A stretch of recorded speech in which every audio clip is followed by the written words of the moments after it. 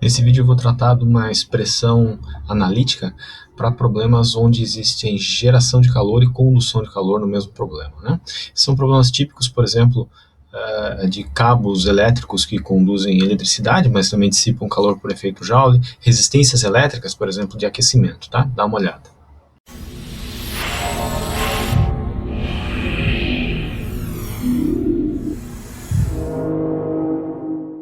Então esse tópico, condução de calor com geração de energia, ele, como eu já disse, ele é aplicado, por exemplo, a uma resistência elétrica como essa que eu vou desenhar aqui. É uma resistência elétrica em formato de U, tá? Ela é utilizada normalmente, esse tipo de resistência normalmente é utilizado para aquecer banhos, né, banhos de óleo ou banhos de água em processos industriais, tá? O perfil, a seção transversal dessa resistência elétrica é um perfil circular, então nitidamente a gente tem aqui um sistema de coordenadas cilíndrico, tá? Sistema de coordenadas cilíndrico. Essa resistência ela é submetida a uma diferença de potencial qualquer, e ao ser submetida a uma diferença de potencial, ela tem uma resistência, uma resistividade, e ao ser submetida a essa diferença de potencial, ela dissipa calor por efeito Joule, tá? Então ela é inserida dentro de um banho para que essa dissipação de calor e essa transferência de calor por convecção aqueça esse banho, ok? O que a gente vai fazer? A gente vai utilizar, então, escrever a equação de difusão em coordenadas cilíndricas e resumir ela toda e entender que tipo de expressão analítica pode surgir a partir disso, resolvendo para esse caso específico, tá? A equação da difusão para coordenadas cilíndricas, então, ela é escrita como sendo 1 sobre R, ddr de kr dtdr, mais 1 sobre R quadrado ddφ, que é a coordenada azimutal, k dtdφ, mais ddz, K dtdz, mais a geração, que é 3 linhas, igual a ρ c dtdt, tá?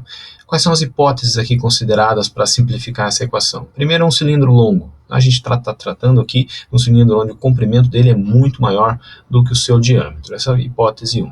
Hipótese 2. Transferência de calor é homogênea na sua superfície, ou seja, eu não tenho uma transferência de calor maior na parte superior do que na parte inferior. Essas duas hipóteses vão dar origem, basicamente, à hipótese que a gente já conhecia de um sistema unidimensional. Unidimensional em R, que é a única dimensão importante aqui. E a terceira hipótese é a hipótese de regime permanente, ou seja, a gente só vai tratar de temperaturas onde elas já não variam mais, né, onde já transcorreu bastante tempo. Ao simplificar essa equação, o que a gente obtém é que o termo transiente é igual a zero e os termos ddφ e ddz também são igual a zero, né? Pelas hipóteses 1 e 2, eles também são igual a zero. Resta então nessa equação só o termo de difusivo em R, que é igual a termo de geração, tá? Então a equação resulta em 1 sobre R ddr de K R dtdr é igual a menos Q 3 linhas, ok? Para resolver uma equação diferencial dessa de segunda ordem, a gente precisa de duas condições de contorno no espaço, né?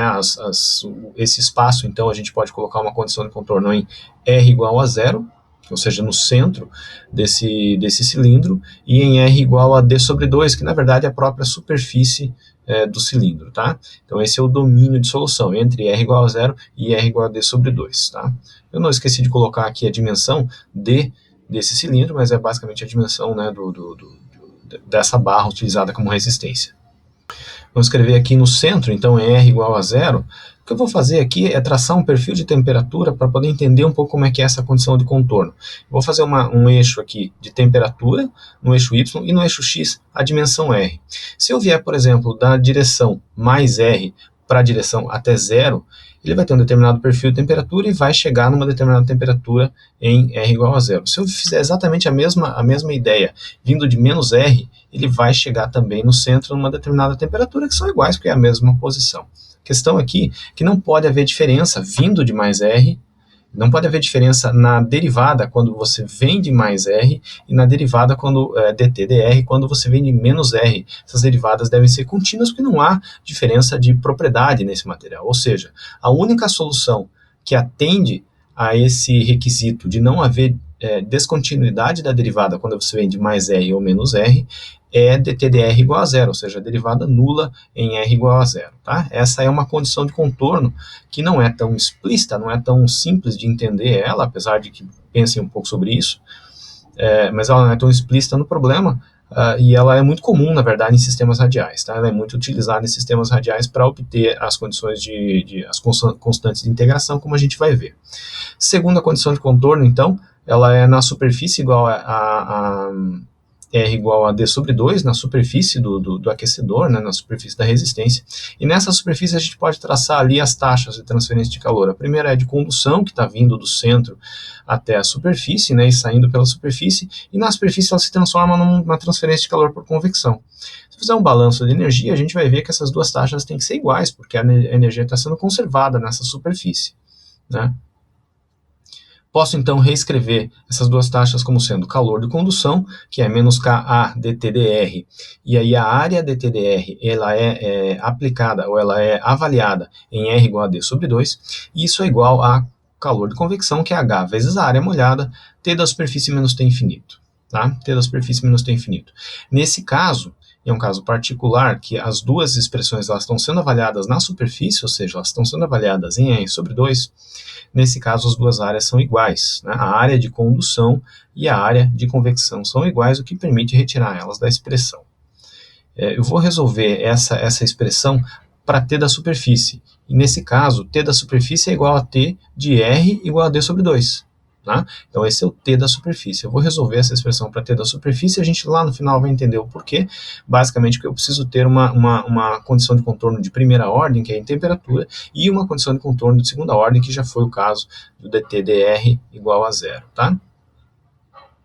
Resolvendo então essa expressão para T de S, ela vai ficar T infinito menos K sobre H dTdr aplicado em R igual a D sobre 2. Tá? Essa é a expressão, essa é a condição de contorno que a gente está traçando, a condição de contorno 2.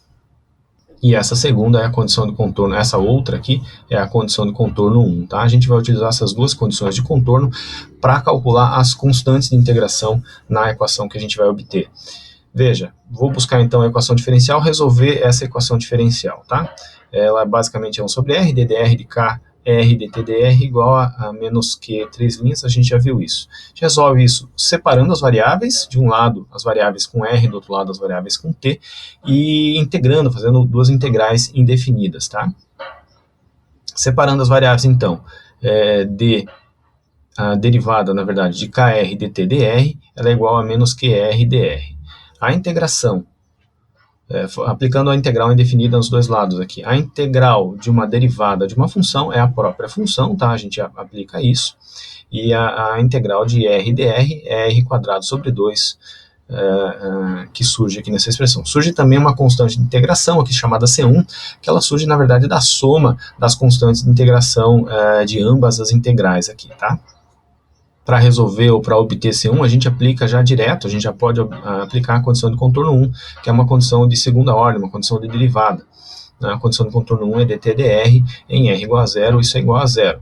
Então, se a gente aplicar na expressão que a gente já desenvolveu, ela vai ficar K vezes 0, que é o dTdr, aplicado em R igual a 0, é igual a Q sobre 2 vezes 0, que é a posição, né, R igual a 0, igual a C1. Na verdade, o que a gente obtém é que C1 é igual a 0, tá? Esse é o resultado. A gente obtém, então, como resultado dessa expressão, dTdr igual a Q sobre 2K vezes R. Tá? Aqui tem um errinho, esse K eu escrevi ele duas vezes, na verdade ele não está lá do lado esquerdo, porque eu já passei ele dividindo o Q, tá? Eu vou cortar ele ali da expressão. Para resolver essa equação diferencial, basicamente a gente aplica o mesmo processo, a gente aplica a separação de variáveis e depois integração indefinida, tá? Vou fazer exatamente o mesmo processo para obter aí sim o perfil de temperatura com R, tá? Então, aplicando aqui a separação de variáveis, vai ficar dt igual a menos Q sobre 2kr dr, né? Integrando aqui esse sistema, aplicando a integral aqui dos dois lados da equação, a gente fica T em função de R é igual a menos Q sobre 2K, que multiplica a integral de R dr, que é R ao quadrado sobre 2, mais C2, que é a soma das duas constantes de integração, né, que vieram dessa expressão. E agora sim, C2 é obtido aplicando a condição de contorno 2, né, e a condição de contorno 2 aqui eu vou repetir, é T igual a T infinito menos K sobre H dTdr aplicado em R igual a D sobre 2. Bom, o que a gente sabe é que TS aqui nessa expressão, ele é na verdade T aplicado em R igual a D sobre 2. Né? Basta então que eu faça o seguinte, basta para obter C2 que eu iguale a expressão da condição do contorno 2 com a expressão do perfil de temperatura aplicado em R igual a D sobre 2. Tá? Onde tem R ali no perfil de temperatura, a gente vai substituir isso por D sobre 2. Resultado dessas duas, de quando a gente iguala essas duas expressões, vai ser obter o valor de C2. Tá? Vamos fazer isso. Então vai ficar, de um lado da expressão T infinito menos K sobre H dt dr igual, aplicado em R igual a D sobre 2, e do outro lado da expressão vai ficar menos Q sobre 4K D ao quadrado sobre 4, que foi aplicado, né, em D ao quadrado sobre 2, né, que estava elevado ao quadrado, igual a C2. Né? Só que aqui surge uma questão, né, como é que eu obtenho dt dr, como é que eu obtenho essa derivada? E na verdade essa derivada a gente vai obter de uma expressão anterior ali, que a gente já tinha desenvolvido. A expressão anterior está escrita ali, basta aplicar aquela expressão em R igual a D sobre 2. Então dt dr em R igual a D sobre 2, ele vai ser igual a menos Q sobre 2K, que multiplica D sobre 2. Né? Então esse é o valor de dt dr. Assim agora a gente pode obter o valor da constante de integração C2, tá?